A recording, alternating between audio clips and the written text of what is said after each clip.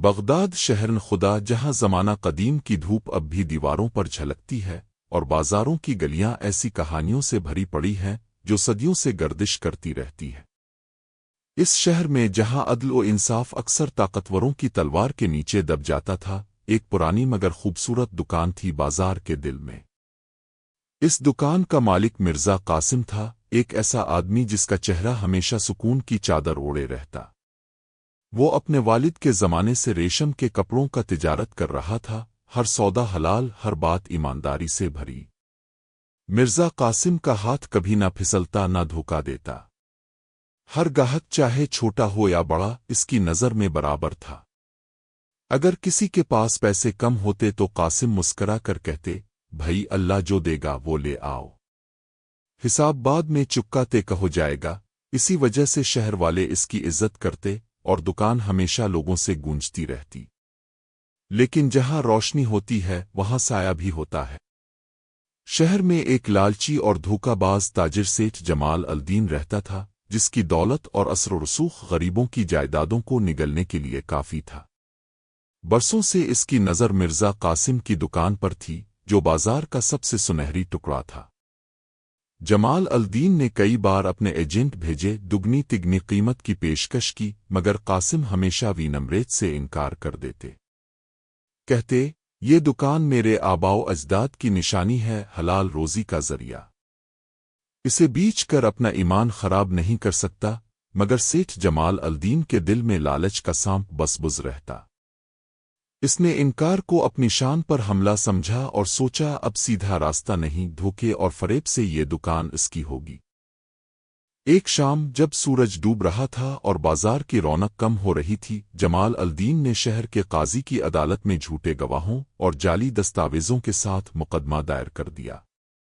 دعویٰ کیا کہ مرزا قاسم کے فوت شدہ والد نے موت سے پہلے قرض کے بدلے یہ دکان اسے منتقل کر دی تھی۔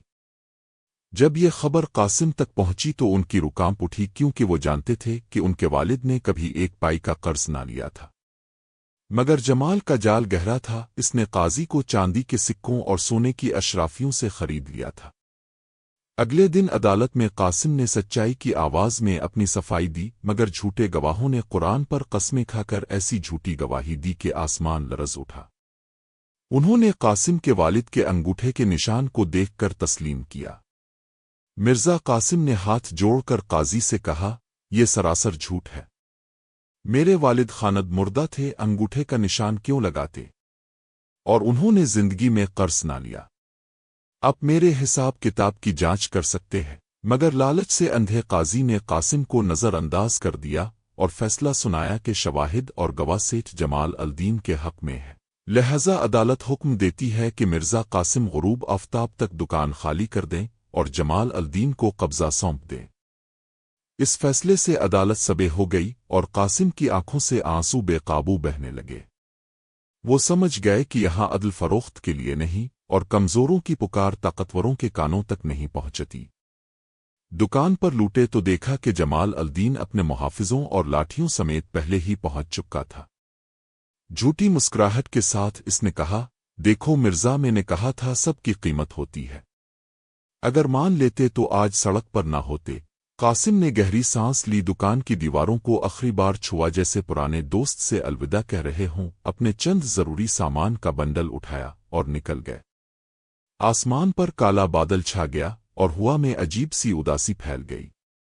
آس پاس کے دکاندار جو قاسم کی سچائی جانتے تھے خاموش کھڑے دیکھتے رہے۔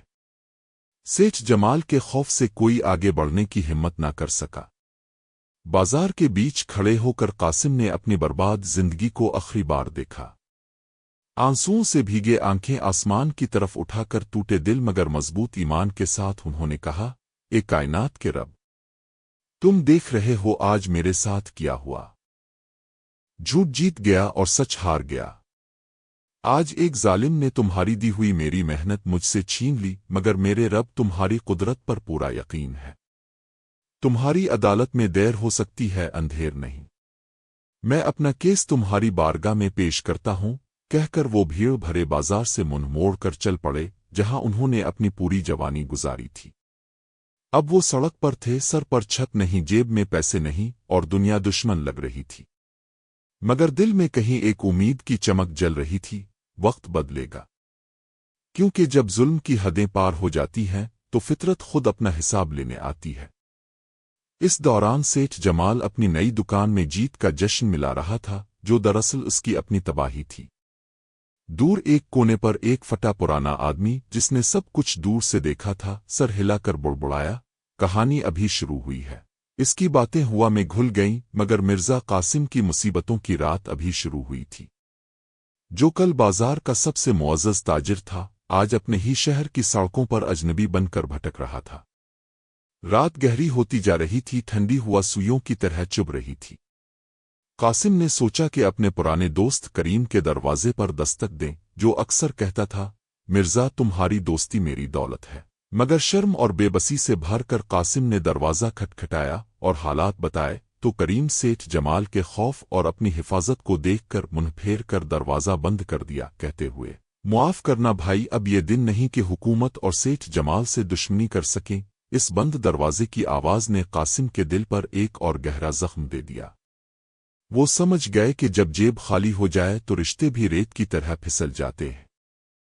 खाली हाथ और टूटे दिल से कासिम शहर की सुनहरी सड़कों से दूर एक सुनसान जगह पर पहुंचे, जहां एक पुरानी टूटी मस्जिद खड़ी थी, जिसकी छत बारिशों ने फाड़ दी थी। एक कोने में बैठकर उन्होंने रात काट दी, बिस्तरा खाना नहीं, सिर्फ अल्लाह का नाम और बेबसी के आंसू। सुबह होने पर भूख ने पेट को आग की तरह जला दिया। जो आदमी जिंदगी भर लोगों को खाना खिलाता था, अब भूखा घूम रहा था। उन्होंने अपनी शान को कुचलकर बाजार में काम की तलाश की, क्योंकि गरीबी की रवायत में मांगना नहीं, हलाल कमाई करना था, चाहे कितनी ही कम हो। जब वो बोझ उठाने खड़े हुए तो लोग उन्हें पहचान गए। कुछ दुख जाहिर कर रहे थे, मगर ज्यादातर मजाक उड़ा रहे थे। देखो, यही मिर्जा कासिम जो कल रेशम बेचते थे, आज बोझ का बोझ ढो रहे हैं। उनकी बातें तीर की तरह चुभ रही थीं, मगर कासिम खामोश रहे, सर झुकाकर काम करते रहे। दोपहर में जब सूरज ऊंचा था, सेठ जमाल अल-दीन अपनी शानदार गाड़ी में गुजर रहा था। कासिम को पसीने और धूल से तरबुतर देखकर रुक गया, उतरकर गुरूर से बोला। जेब से सोने का सिक्का निकालकर कासिम के पांव पर फेंक दिया और कहा, उठाओ मिर्जा, ये तुम्हारी मौजूदा मजदूरी से ज्यादा है। पुरानी दोस्ती रख लो। कासिम ने कीचड़ में चमकते सके को देखा, रात का खाना ना था, उठा सकते थे, मगर आंखें मिलाकर पुरसुकून लहजे में कहा, जमाल, तुमने मेरी दुकान छीन ली। मेरे पास एतमाद नहीं। ये सिक्का मेरी मेहनत और पसीने का नहीं, नाजायज चीज की महक देता है। तुम रखो। मेरा रब मुझे भूखा मार सकता है, मगर जलील नहीं। सुनकर जमाल का चेहरा गुस्से से सुर्ख हो गया, बुड़बुड़ाते हुए चला गया, देख लेना, मैं तुम्हारे इस गुरूर को तोड़ दूंगा। शाम तक कासिम ने मेहनत से कुछ सके कमा लिए, जिनसे सिर्फ एक खुश्क रोटी खरीदी। खाने वाले कोने में बैठे तो दूर एक कमजोर भूखा कुत्ता उन्हें निहार रहा था। कासिम ने याद किया कि अल्लाह की मखलूक पर रहम करना भी इबादत है। उन्होंने भूख भूलकर रोटी का टुकड़ा कुत्ते के सामने फेंक दिया, पानी पिया, पेट में पत्थर बांधा और सोचा, अल्लाह ने फिर मेरी आजमाइश ली। रात फिर आई और वो वही पुरानी मस्जिद के सुनसान हिस्से में बैठे, मगर आज खामोशी ना थी। अंधेरे में एक साया उभरा। एक बहुत बूढ़ा आदमी सफेद दाढ़ी और साफ पुराने कपड़ों में वहां नमाज पढ़ रहा था। कासिम पहुंचे तो बूढ़े ने ऊपर देखा। उनकी आंखें इतनी चमकदार और गहरी थीं कि कासिम के दिल की हालत बगैर बताए जान लेती हूं। कमजोर मगर गूंजती आवाज में कहा, बेटा ना डरो। जब किसी के लिए सारे दरवाजे बंद हो जाते हैं, तब आसमान के दरवाजे खुलते हैं। मैं देख रहा हूं तुम्हारा गम, मगर याद रखो, अल्लाह की अदालत में कोई झूठा गवाह नहीं खड़ा हो सकता। कासिम की आंखें भर आईं। उन्होंने बूढ़े के पांव छूते हुए कहा, बाबा जी, अब कैसे जान गए? बूढ़ा मुस्कुराया, दिल की आवाज अल्लाह तक पहुंच जाती है बेटा। अब सो जाओ, कल का दिन और भी सख्त होगा, मगर सब्र का फल मीठा होता है। अगले दिनों में कासिम की जिंदगी एक लंबी आजमाइश बन गई। वो दिन भर मजदूरी करते, रात को मस्जिद में अल्लाह से रू लेते। शहर वालों की हमदर्दी कम होती गई और सेठ जमाल की ताकत बढ़ती रही। जमाल ने नई दुकान को अपने नाम से सजा दिया, मगर उसकी रौनक पुरानी ना थी। पुराने गाहक कासिम की याद में ना आते क्योंकि उन्हें लगता कि हलाल तिजारत खत्म हो गई। एक दिन जब कासिम बोझ ढो रहे थे, एक बूढ़ी औरत आई जो कासिम की पुरानी गाहक थी। इसने अश्क भरी आंखों से कहा, बेटा तुम्हारी दुकान की कमी बहुत है। वो जालिम अब भी लोगों को धोखा दे रहा है। ये कासिम ने सर झुका लिया, मगर दिल में आग भड़क उठी। रात को मस्जिद में बैठे उन्होंने दुआ की, आ अल्लाह, मेरी बेबसी देख और इस जुल्म का बदला ले। एक माह गुजर गया। शहर में अफवाहें फैलने लगें कि सेठ जमाल की दौलत पर आसमान की नजर पड़ गई है। एक रात शदीद तूफान आया, बिजली चमकती, बादल गरजते। जमाल की अय्याशी की जगह पर बिजली गिर गई और आग लग गई। दौलत जल गई, घर तबाह हो गया। सुबह होने पर शहर हैरान रह गया। जमाल जो कल बादशाह था, आज राख में बैठा रो रहा था। काजी जो इसका साथी था भी खौफजदा हो गया। लोगों ने झूठी गवाहियों का राज खोल दिया और अदालत ने दोबारा मुकदमा सुना। गवाहों ने सच बोल दिया कि सब रिश्वत थी। काजी ने अपना गुनाह तस्लीम किया और हुक्म दिया कि दुकान वापस कासिम को मिले और जमाल को सजा। मिर्जा कासिम को खबर मिली तो वो मस्जिद में बैठे दुआ मांग रहे थे। बूढ़ा आदमी फिर आया, मुस्करा कर कहा, देखा बेटा, अल्लाह के हां देर है, अंधेर नहीं। वो कासिम की आंखों में खुशी के आंसू आ गए। वो दुकान पर लूटे जहां लोग खुश आमदीद कह रहे थे। सेठ जमाल जेल में पड़ा, अपनी गलती पर रो रहा था। कासिम ने इसे मुआफ कर दिया, कहते हुए, जमाल, अल्लाह सबको मुआफ करता है। अगर तौबा की। ओ शहर में ये कहानी फैल गई कि सच्चाई की आखिर में जीत होती है। मिर्जा कासिम की दुकान फिर से गूंज उठी, मगर अब उनकी आंखों में एक नई रोशनी थी, अल्लाह की कुदरत की। और वो बूढ़ा आदमी, वो रात को गायब हो गया जैसे कोई फरिश्ता था।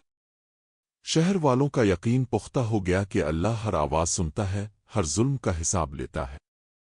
ये कहानी आज भी बगदाद की गलियों में जिंदा है, याद दिलाती हुई कि सब्र करो, क्योंकि अल्लाह के हां देर है, अंधेर नहीं। अल्लाह सबकी सुनता है।